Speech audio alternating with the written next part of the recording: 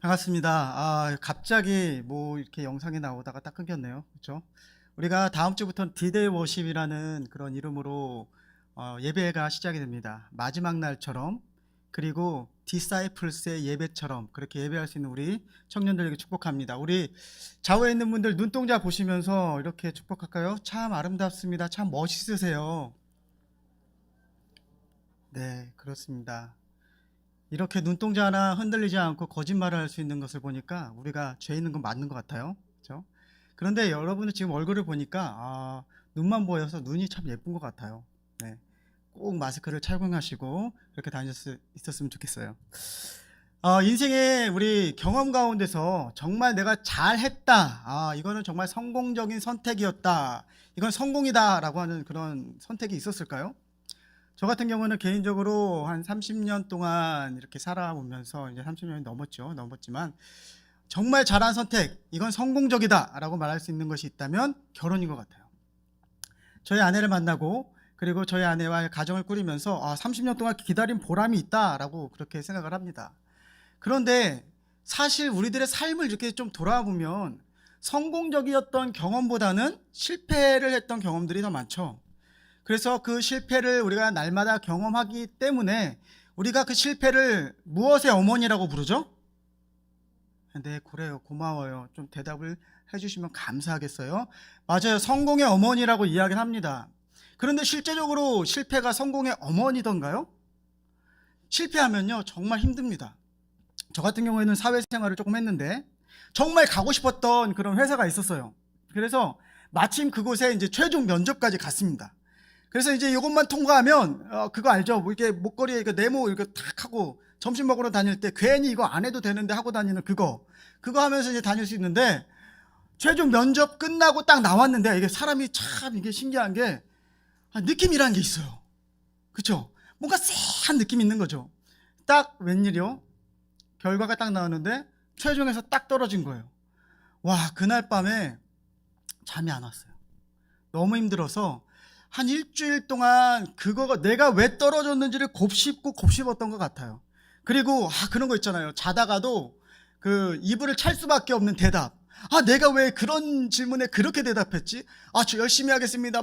진짜 막 있는 없는 말 다 하잖아요. 그런 거 왜 했지? 이런 생각을 하면서 그렇게 살아왔다 보니까 그것을 이겨낼 수 있는 힘은 결국적으로 나를 위로하는 것밖에 없더라고요. 그래서 실패는 뭐의 어머니라고요? 성공의 어머니다라고 이제 위로를 하는 거죠, 스스로. 그런데 이런 실패의 과정이 우리들의 삶 가운데만 있는가? 그래서 우리만 이렇게 힘든 삶을 살아가고 있는가라고 생각을 해본다면 성경이 참 신기한 거 있죠. 성경은 동화가 아니에요. 여러분 그거 알고 계세요? 놀랍지 않습니까? 나만 놀라운가요? 성경은, 이거는 동화가 아닙니다. 동화는 어떻게 끝나요? 이제 면접을 봤어요. 제 카메라에 좀 머리가 좀 이상하게 나와서 한번 만지겠습니다. 제가 인물은 없지만 이거라도 좀 해야 될 것 같아요. 성경에 보면은 한 인물이 등장하고 그 인물이 세상을 구하고 그리고 공주를 만나서 행복하게 오래오래 살았답니다라고 끝나면 이건 동화죠. 이제 우리 자매들의 입장에서 봤을 때 형제를 만나서 행복하게 오래오래 살았다라고 끝나면 이거는 동화예요. 그런데 성경에서는요, 우리와 똑같은 과정을 겪는 수많은 사람들이 나타납니다. 이 말은 무엇이냐면 성경은 동화가 아니라 역사이고 삶이다라는 거죠. 분들이 그렇게 바라보시니까 긴장이 돼요. 좀 선하고 아름답게. 자, 배 안에는 누구만 있는 거죠? 제자들만 있어요. 완벽하게 구별된, 그러니까 우리 담임 목사님들 말씀하시죠. 우리는 무리가 되지 말아야 되고 제자가 되어야 합니다라고 날마다 말씀하시는 그 제자 그룹이 오롯이 정말 퓨어 앤 이노센트 같은 그 제자 그룹만 지금 배 안에 있는 거예요. 그리고 그들이 지금 배를 가지고 밤 항해를 합니다. 자, 우리가 상상을 한번 해보자고요. 밤 항해 분위기 있죠? 우리 자매들은 아마 여수 밤바다를 탁 떠올릴 거고, 다른 형제들은 뭐 생각도 별로 없을 것 같고, 자, 밤바다에 쫙 나아갑니다. 그랬을 때 그 기분이 어땠을까요? 이제 셀럽 됐고, 아, 나 제자고, 이제 뭐 능력도 좀 이제 오병이어 내 손 안에서 이뤄졌고, 아, 막 서로 이야기하면서 쫙 흘러가지 않았겠습니까? 그러면 제자들의 항해는 어떻게 돼야 되죠? 잘 돼야 돼요. 무사히 도착해야 되죠. 그리고 그것 가운데서 많은 사람들의 환영을 받아야 돼요. 그런데 오늘 성경은 그런 사건으로 이들을 인도하고 있지 않다라는 거예요. 오늘 제자들은 엄청난 고난 가운데서 이 사건을 접하게 됩니다. 그렇다면 왜 지금 이 사건이 저녁에 이루어지고 있는가? 그거는요, 이스라엘의 그 어부들의 문화를 좀 우리가 알면 쉽게 이해할 수 있는데요. 그래서 말씀 두 개를 보도록 하겠습니다. 누가복음 5장 5절인데요. 자, 우리 함께 읽어볼까요? 시작. 밤이 새도록 수고하였으되 잡은 것이 없다마는 말씀에 의지하여 내가 그물을 내리리이다. 예수님이 베드로 부르실 때 말씀이죠. 근데 그들이 뭐라고요? 밤이 새도록 낚시질을 했대요. 그래서 우리는 그렇게 생각하죠. 우리 문화에서는 야근했구나. 야근했으니까 힘들겠다. 그런데 다른 말씀 하나 더 볼게요.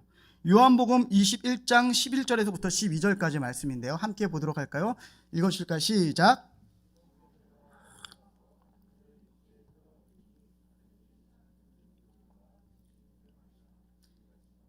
그물이 찢어지지 아니하였더라. 예수께서 이르시되 와서 조반을 먹으라 하시니 제자들이 주님이신 줄 알고 고로 당신이 누구냐 감히 묻는 자가 없더라. 조반이 뭐죠? 아침이에요, 아침.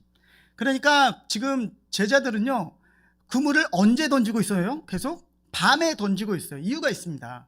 우리가 지금 사용하는 그물 있죠, 나이론 그물. 그게 나온 지가 이제 100년 정도밖에 안 돼요. 그럼 그 전에는 어떤 그물로 고기를 잡았을까요? 줄. 우리 엄마들이 이불 꿰매는 줄 있죠, 그 실. 그걸 갖다가 우리 그 여자분들 디스코 머리 따듯이 따서 그걸로 그물을 만든 거예요. 그러면 그거를 만약에 낮에 내려요, 그 그물을. 그러면 물고기들의 그 그물이 보여, 안 보여요? 너무 잘 보이죠. 그러니까 물고기 피해가라는 거예요. 그런데 저녁에는 그물을 던지면 어떻게 돼요? 안 보이니까 그물이 걸리는 거거든요. 그러니까 저녁 밤 항해는 이들에게 일상인 거죠. 일상에 지금 흘러가고 있는 거예요. 그러니까 어제와 다르지 않은 오늘을 지금 경험하고 있는 겁니다. 그런데 갑자기 어떠한 사건이 일어나냐면 듣도 보도 못한 태풍과 바람이 막 밀려들기 시작합니다. 그리고 그 가운데서 제자들이 고난을 겪게 되죠. 지금 이 제자들의 고난은 우리가 생각했을 때 어떤 특별한 곳에서 일어난 사건이다라고 생각할 수 있지만, 고난은 어떤 특별한 환경이나 장소에서 일어나지 않는다라는 거예요.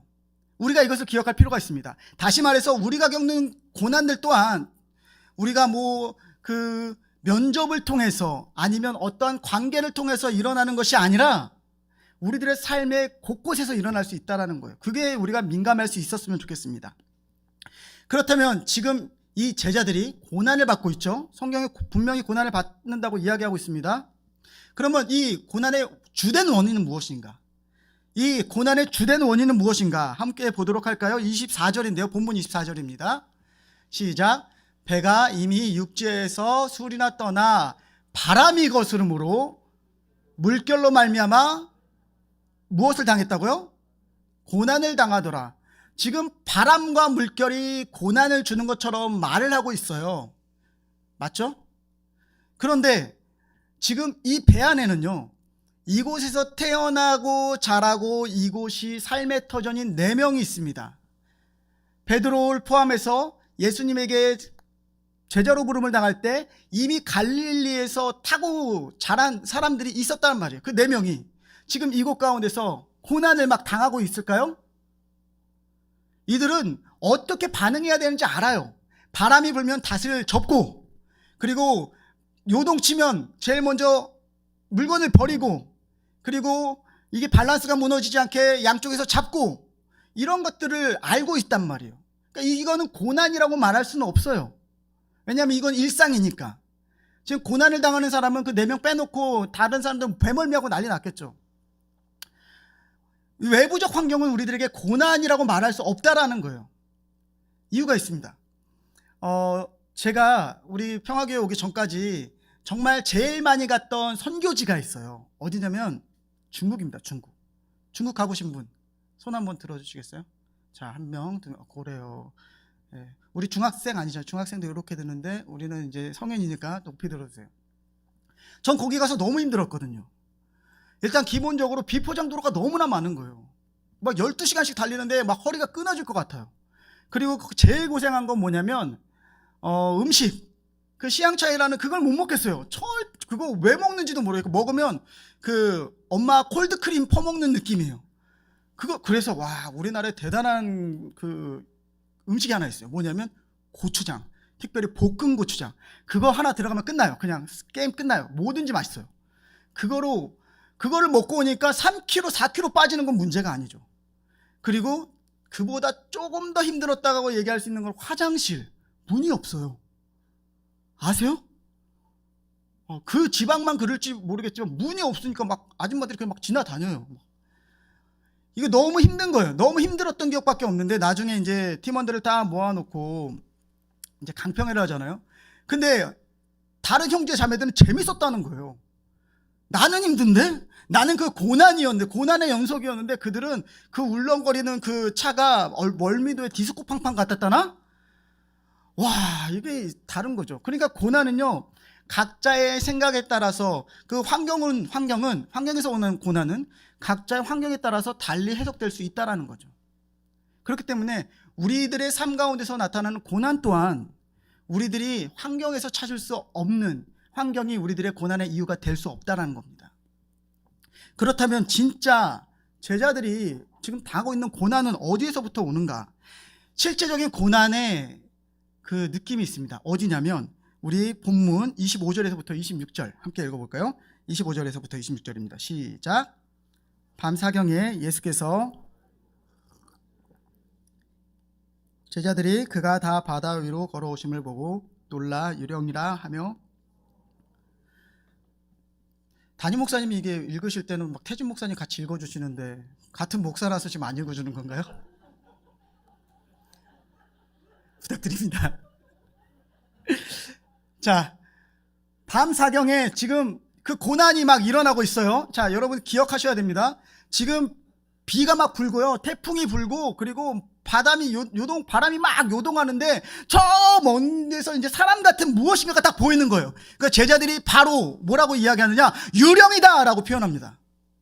유령이다. 근데 여기서 말하는 유령이라는 단어가 예수님께서 그 사역 가운데 말씀하신 사탄이나 귀신이라는 단어가 아니에요. 전혀 다른 한 가지 단어로 유령이다라는 단어를 표현합니다. 그런데 그렇다면 이 유령은 어떠한 의미냐? 죽음, 사망이라는 의미예요. 그러니까 저게 나한테 오면 뭐 하는 거예요? 나는 죽는 거예요.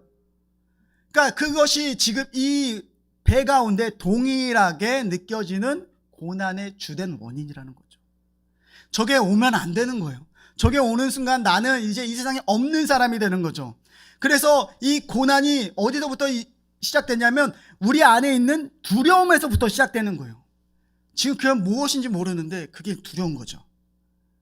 그 두려움이 지금 우리 가운데 엄습해 있는데 잘 생각하셔야 되는 것이 무엇이냐면 그것을 똑똑히 본 게 아니라 희미한 무엇인가를 보고 실체가 아닌 그 무엇인가를 보고 우리가 제자들이 지금 유령이다라고 판단하고 있다는 겁니다. 실체가 보이지 않아요. 따라할까요? 두려움은, 조금만 더 힘을 냅시다. 두려움은 실체가 없다. 두려움은 실체가 없습니다. 그런데 제자들은 지금 그 상황 가운데서 자기가 제일 두려워하는 것을 형상화시켰어요. 그것이 뭐냐면 유령이라는 사망의 모습이에요. 그게 지금 제자들에게 오고 있는 겁니다. 지금 그 배에는 누가 타고 있다고요? 제자 그룹이 타고 있어요. 방금 전까지만 해도 예수 그리스도와 함께 놀라운 기적의 역사를 이루는 사람들이 지금 무엇을 두려워하고 있냐면 실체도 없는 두려움에 대해서 자신이 두려움을 가지고 이것을 가지고 고난당하고 있다고 성경이 표현하고 있다는 겁니다. 그렇다면 우리들도 각자의 고난, 두려움이 있을 줄 압니다.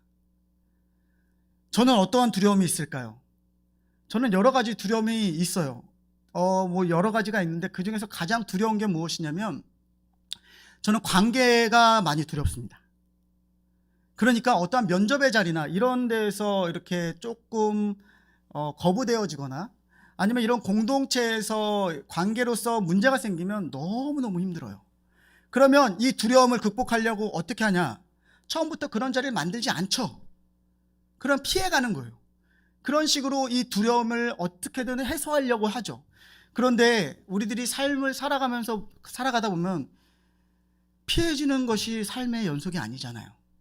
어쩔 수 없이 그 두려움 가운데로 갈 수밖에 없어요. 아마 우리 지금 청년들 중에서도 여러 가지 각자가 가지고 있는 두려움이 있을 거예요. 우리 파카드 같은 경우에는 지금 학점에 대한 두려움이 있을 걸로 알아요. 그렇죠? 저만 있었나요? 괜찮아요. 1점만 넘으면 돼요. 자, 우리 그리고 아바드는 지금 어떠한 두려움이 있죠? 직장과 취업과 여러 가지 관계에 대한 두려움이 있을 거예요. 그런 것들에 대해서 내가 여기서 떨어지면 어떡하지? 이것이 내 결과만큼 나오지 않으면 어떡하지? 라는 두려움이 있어요. 그러면 안 하고 버티는 거죠. 그 두려움을 우리가 다 가지고 있다는 거예요. 여러분들 스스로가 알고 있어요. 정말 피하고 싶은 그 무엇. 그리고 그것이 마치 죽을 것 같이 느껴지는 그것. 그런데 이 두려움에서 예수님은 적어도 예수님을 믿는 사람들, 예수님을 사랑하는 사람들을 향하여서 가만히 두지 않는다는 겁니다. 그것이 바로 예수님의 즉각적인 부르심이라는 건데요. 자, 오늘 본문 27절 함께 보도록 할까요? 자, 함께 읽어볼까요? 시작. 예수께서 즉시 이르시되 안심하라 나니 두려워하지 말라. 예수께서 어떻게 해요? 즉시. 그렇죠? 제가 이렇게 부탁드리니까 목사님이 즉시 반응해 주셨죠? 목사님 감사합니다. 즉시 예수님은요, 제자들이 귀신이다 라고 하는 순간, 유령이다 하는 순간 뭐라고 하시냐면 내니 두려워하지 말라라고 말씀하십니다. 내니 두려워하지 말라. 자, 생각을 해보세요. 지금 비가 그쳤나요? 바람이 잠잠해졌나요? 천둥 번개가 요동치고 있는 그 배가 잠잠해졌나요? 아니에요. 그대로예요. 근데 예수님이 거기서 제자들 향하여 내니 두려워하지 말라라고 크게 소리 지르지 않으셨을까요? 얘들아, 나야, 두려워하지 마. 절대 이러진 않았을 거라고요. 다급하게 내니 두려워하지 말라라고 말씀을 하셨는데 지금 이 말씀에 반응한 제자는 한 명밖에 없다는 거예요. 그 배는 지금 12명이 타고 있습니다. 그런데 왜 한 명만 이 말씀에 반응하고 있는 걸까요? 왜 그럴까요? 두려움이라는 그 힘이 어마어마해요. 두려움에 쌓이면요, 외부의 그 무엇도 나를 도와줄 수가 없습니다. 그것이 극대화되면 공황장애라는 그런 증상으로 나타나요. 공황장애는 정말 죽을 것 같거든요. 제가 어떻게 하냐면 저도 공황장애를 갖고 있었어요. 물론 지금도 가지고 있어요. 정말 죽을 것 같은데 주변에서 아무리 도와줘도 도와줄 수가 없어요. 그래서 제가 많은 공황장애 우리 환자들을 만나면서 저한테 물어보는 거예요. 목사님은 어떻게 공황장애를 잘 극복하고 계시냐고. 그때 제가 해줄 수 있는 말은 저는 그때에 나의 삶의 주인은 하나님이시라는 그 명확한 그 말씀에 집중한다라고 말씀을 드려요. 여기서 죽으면 그 하나님 뜻이고 하나님 뜻이 더 있으면 내가 살겠다. 뭐 이거 되라 마라 이런 뜻이 아니에요. 하나님의 생명의 주인공이다라는 그런 말씀을 가지고 그것을 이겨내보려고 해보는 거죠. 지금 우리 이 제자들도요, 지금 이 공포라는 이 두려움이라는 어마어마한 힘에 눌려 있는 거죠. 제자들이요. 제자들도 그런데 우리는 어떻겠습니까? 여러분들은 어떨까요? 자, 가지고 있는 두려움이 있죠. 뭐가 있을까요? 앞서 말씀을 드렸듯이 우리가 취업에 대한 두려움, 그리고 이 취업 이번 면접에서 이번 시험에서 떨어지면 어떡하나라는 두려움, 학업에 대한 두려움, 관계에 대한 두려움. 저 같은 경우는 관계가 너무 힘드니까 관계에 대한 두려움. 과연 내가 이렇게 하면 제가 나 어떻게 생각하지?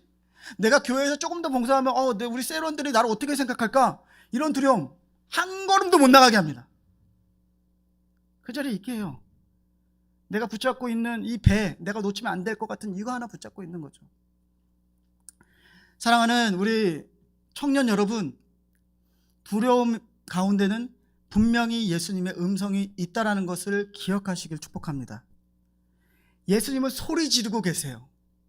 오늘 이 폭풍 가운데 있는 제자들 향하여 내니 두려워하지 말라라고 지금 소리 지르고 있는 거죠. 그거를 들을 수 있는 사람 한 명밖에 없었다고요. 여러분들의 마음 가운데 소리 지르는 예수님의 그 음성을 듣길 원합니다. 특별히 두려움 가운데 어떠한 그런 문제 가운데 있는 우리 청년들이라면 하나님이 지금 여러분들 향하여 저를 통하여 이 말씀을 통하여 아니면 여러분들의 큐티를 통하여 묵상을 통하여 말씀하고 있어요. 뭐라고요? 내니 두려워하지 말라. 아멘이십니까? 하나님 그곳에 계시다고요. 그런데 그러면 자 예수님이잖아요.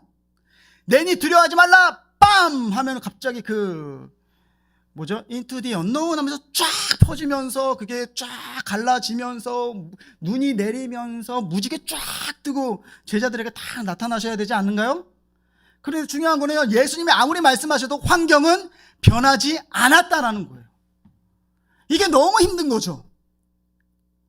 부르심이 분명히 있는데 난 알겠어요. 오늘 큐티를 통해서 예수님 나에게 말씀하신 거 알겠고, 말씀을 통해서 저를 통해서 담임 목사님을 통하여 아니면 우리 강도사님과 목사님을 통하여서 하나님이 나에게 용기를 주시고 힘을 주시는 거 아는데 내 삶은 변하지 않아요. 왜 하나님 아직도 나는 이 어려운 가운데 있죠? 내 재정의 문제는 왜 아직도 이 모양이죠? 내가 너무나 힘들어하는 저 지체가 왜 변하지 않죠? 하나님 이번 취업에서 이 두려움에서 왜 이거는 해결되지 않죠? 해결되지 않는다고요. 왜냐하면 하나님은 예수님은 그것을 해결할 힘이 있었지만 우리로 하여금 예수님이 원하시는 그 무엇인가가 있기 때문입니다. 그 무엇이 무엇이냐? 우리 28절에서부터 29절인데요. 함께 읽어보도록 하겠습니다. 28절에서부터 29절이요. 시작. 베드로가 대답하여 이르되 주여 만일 주님이시거든 나를 명하사 물 위로 오라 하소서 하니 오라 하시니 베드로가 배에서 내려 물 위로 걸어서 예수께로 가되. 베드로가 뜬금없이 그럽니다. 예수님 주님이십니까? 예수님 그러면 나로 예수님에게 가게 하소서. 미친 거죠. 너무 힘들었으니까 미친 거예요. 그렇죠? 두려움 가운데 지금 정신을 놓은 거예요. 그러니까 물 위를 걷겠다라고 하는 거죠. 그렇습니까? 예수님이 그곳에 서 계신다면 나도 예수님처럼 예수님에게 갈 수 있다라는 그 도전이 생기는 거죠. 주님이시거든 나를 불러 오라 하소서. 그러니까 예수님 뭐라고 해요? 와라, 오라 한마디 하십니다. 그리고 베드로가요 물 위를 걷습니다. 자신이 가장 두려워하는 죽음이라고 생각했던 그 예수님인지도 아직 확실하지 않아요. 예수님이 거든 if잖아요. 가정법이잖아요. 지금 거든 거기 가겠다라는 거예요. 죽음에 가겠다라는 거죠. 예수님 오라 하시니까 갑니다. 많은 사람들이 이 장면에서 이제 생각을 합니다. 자, 그러면 여기서 문제. 베드로는 몇 걸음을 걸었을까요? 자, 한 걸음을 걸었다. 두 걸음을 걸었다. 와, 믿음이 좋아지기 시작했어요. 자, 세 걸음을 걸었다. 예수님 있는 데까지 걸었다. 잘 모르겠다. 이걸로 우리가 알 수 있는 게 있어요. 그 베드로가 예수님에게 걸어갔다라는 표현은요, 예수님 근접거리까지 갔다라는 내용입니다. 그러니까 꽤 많은 거리를 걸어간 게 베드로인 거예요. 베드로는 꽤 많은 거리를 걸어갑니다. 그럼 문제가 하나 생기죠. 우리 본문 30절에서 31절인데요. 자, 함께 읽어보도록 하겠습니다. 시작. 바람을 보고 무서워 빠져가는지라 소리질러 이르되 주여 나를 구원하소서 하니 예수께서 즉시 손을 내밀어 그를 붙잡으시며 이르시되 믿음이 적은 자여 왜 의심하였느냐 하시고. 즉시, 또 즉시예요. 제가 누누이 말씀드리는 거지만 하나님은요 하나님의 사람들을 향하여 즉시 응답하신다고요. 우리가 못 알아들을 뿐이죠. 빠져가니까 갑자기 즉시 그를 건지세요, 물에서. 그러니까 아주 근접거리까지 베드로는 걸어온 거예요. 그러니까 역사상 가장 물 위로 오래 걸은 사람이 누구예요? 베드로라는 거죠. 지금 걸어간 거예요. 자신을 엄습하고 있는 두려움을 이겨나가고 가는 거죠. 환경은 변하지 않았어요. 그를 두렵게 하는 그 원인이 변하지 않았다고요. 그런데도요, 지금 베드로가 어디에다 집중하고 있는가? 예수님이 오라 하시는 그 말씀에 집중하고 가고 있는 거죠. 그런데 갑자기 어떠한 일이 생겨요? 베드로가 빠져요. 확, 우와! 빠져버립니다. 그래서 많은 이제 그 성경을 우리가 읽다 보면 베드로 실패했구나. 그래. 그러면서 믿음 없는 거 차라리 나서지 말지 막 이러면서 베드로의 실패에 대해서 이야기하는 경우가 많은데요. 자, 그런데 이 이후의 사건을 우리가 생각해 볼 필요가 있어요. 이 이후에 베드로가 예수님의 손에 붙들립니다. 그리고요, 건지세요. 그리고 예수님이 이렇게 말씀하셨죠. 뭐라고요? 이르시되 믿음이 작은 자요. 왜 뭐 했다고요? 의심했냐? 라고 말씀을 하십니다. 그런데요, 여기서 말씀하시는 의심하다라는 단어가요, 되게 독특한 단어예요. 의심하다는 실제적인 단어가 성경에서, 그러니까 의심하다는 단어가 두 개가 있습니다. 지금 띄워줬나요? 혹시 자막 띄워주셨나요? 의심하다 두 개 제가 가로쳐 놓고 이렇게 해놓은 거. 네, 의심하다. 자, 다시 한번 있으면 띄워주면 감사하겠고요. 없으면 제가 읽어드릴게요. 네, 에디스타사스라는, 나오네요. 감사해요. 자, 우리 방송반이 정말 힘들거든요. 저기 은혜가 안 되는 자리예요. 우리 수고했다고 우리 박수 한번 쳐주자요. 고마워요. 자, 의심하다가 에디스타사스라는 그 단어를 여기서 사용해요. 근데요, 디아크리노라는 단어가 따로 있거든요. 이 디아크리노라는 단어는 뭐냐면 정말 신뢰를 의심받다, 신뢰가 깨지다 할 때 의심하다가 바로 이 단어예요. 그런데 에디스타스라는 이 단어는요, 의심하다라는 단어보다는 어떠한 게 더 뉘앙스가 맞냐면 시야를 옮기다, 네, 시각을 옮기다라는 그런 단어가 더 어울려요. 그러니까 왜 딴 데 봤냐 이거예요. 예수님이 지금 베드로를 건지시고 왜 다른 곳에 갑자기 집중하냐, 너가 두려워하는 그것에 왜 갑자기 그 두려움에 집중하냐라고 탓하는 것이지, 나를 왜 신뢰하지 못하냐라고 말씀하신 것이 아니에요. 지금 예수님은요, 이 베드로를 향하여 나에게 집중해 달라고 말씀하고 있는 거죠. 어느 상황에서요? 요동하는 두려움 가운데서 다른 거 보지 마, 나에게 집중해. 두려움의 상황에서 무엇에게 집중한다고요? 하나님의 말씀에, 하나님의 음성에, 예수 그리스도의 음성에. 다시 말씀드리지만 아직까지 환경은 변하지 않았습니다. 배는 여전히 요동하고 있고 비는 내리고 있고 번개는 번쩍번쩍하고 있어요. 자, 그런 거 나니까 어떠한 일이 생길까요? 이제 예수님의 손에 붙들린 베드로, 그 이후의 이야기는 어떻게 됐을까요? 자, 다시 이제 배로 오거든요. 배로 와요. 그러면 지금 이 배 오는 장면을 성경에 뭐라고 기록되어 있는가? 우리 32절에서 33절 말씀을 먼저 보도록 하겠습니다. 32절에 33절. 자, 읽어보도록 합니다. 시작.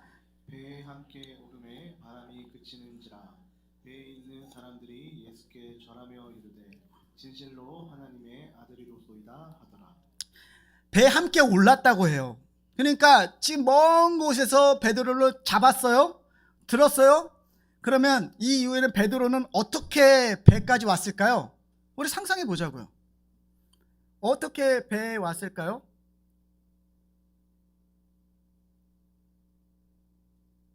저한테 대답해 달라는 그 간절한 눈빛 알겠는데요. 우리 상상해 보자고요. 많은 사람들이 이렇게 얘기해요. 예수님이 베드로를 안았어요. 그리고 안아서 저벅저벅 오셨어요. 근데 베드로 등치가 산만하거든요. 예수님은 호리호리하세요. 물론 하나님이시니까 들을 수 있어요. 그래서 순간 또 사람이잖아요. 그 거리를 남자가 남자를 안고 온다?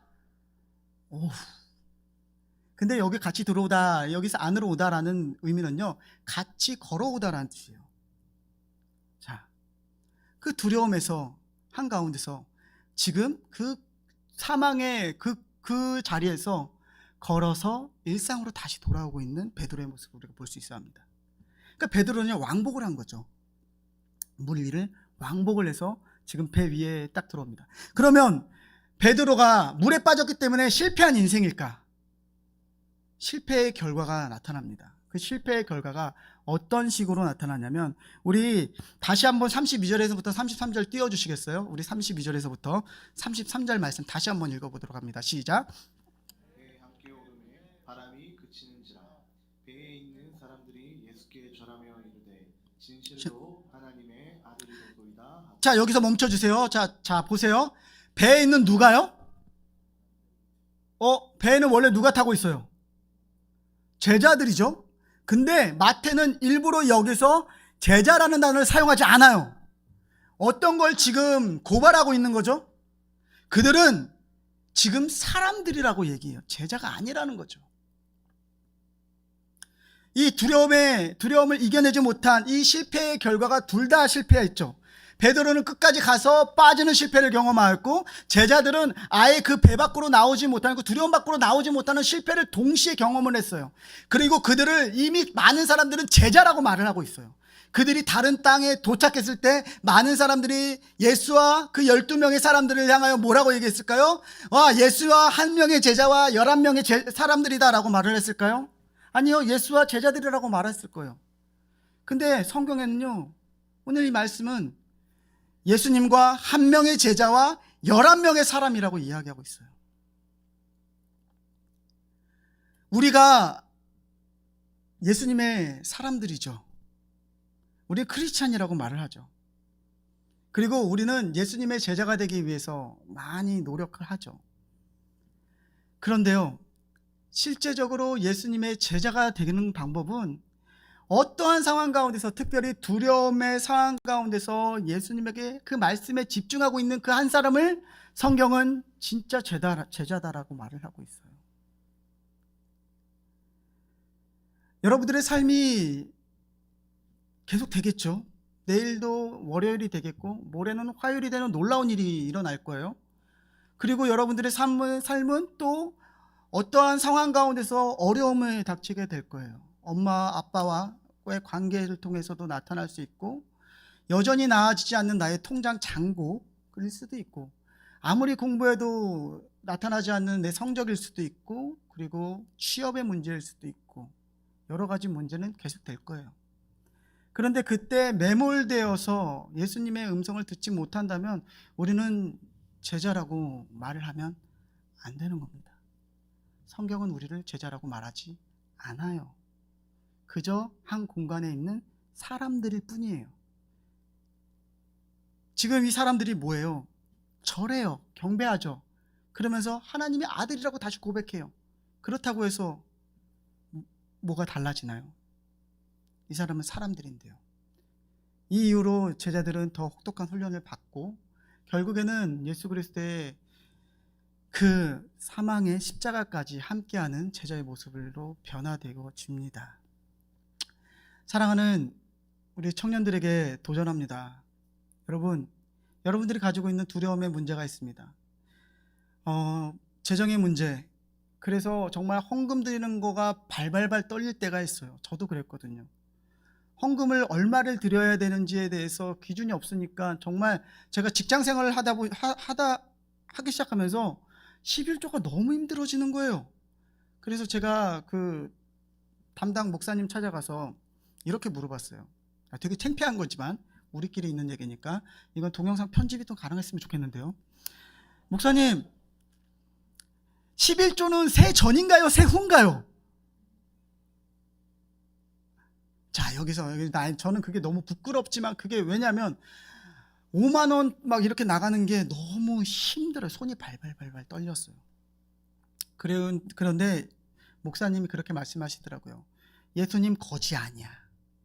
너가 얼마만큼 하는지 그게 중요하지 않고 너의 마음에 흡족한 대로 하면 돼. 그래서 저의 기준은 그때부터는 스타벅스 아메리카노 한 잔이었습니다. 이해가 되세요? 내가 친구를 만나도 아메리카노는 사줄 수 있잖아요. 그래서 저는 그게 기준이 됐고, 이제는 식사한다고 생각하고 그 정도 수준까지 올랐어요. 여러분들의 삶도 그렇게 도전이 되었으면 좋겠어요. 관계의 문제를 가지고 있는 그런 청년들이 있나요? 특별히 부모님과의, 아니면 우리 공동체와의 관계? 그렇다면 그 관계 때문에 여러분들이 하나님 앞에 못 나가게 한다면 그거에 대한 도전이 있어야 돼요. 내가 좀 더 헌신하고 봉사한다면 저 언니가, 저 오빠가 나를 어떻게 생각할까? 오빠는 아마 좋게 생각할 거예요. 여러분, 교회에서 봉사와 섬김의 자리를 여러분들이 더 탐낼 수 있었으면 좋겠습니다. 그렇게 되길 축복합니다. 건강의 문제일 수도 있어요. 학업의 문제일 수도 있고요. 직장의 문제일 수도 있어요. 하나님은요, 그 두려움 가운데 여러분들을 부르고 계시다라는 사실을 반드시 기억할 수 있었으면 좋겠습니다. 베드로는 실패하지 않았어요. 그가 물에 빠졌다고 실패라고요? 아니요. 그 실패를 통해서 베드로는요, 예수님과 하나 되어서 손을 잡고 그의 일상으로 돌아왔습니다. 저는 담임 목사님의 말씀 중에 너무 가슴에 이렇게 새기고 사는 그런 말씀이 있어요. 가능하다면, 타투가 가능하다면 가슴에 타투를 하고 싶은데, 이게 되게 흉할까봐, 아플까봐 못하겠는데, 제자가 되려고 노력하지 말고 예수님과 하나 되려 노력하라. 전 그 말씀을 가슴에 가지고 삽니다. 제자가 되려고 노력하지 마세요. 예수님과 하나 되려고 노력할 수 있는 우리 멋진 청년들, 예쁜 청년들 되어주길 예수님의 이름으로 축복합니다.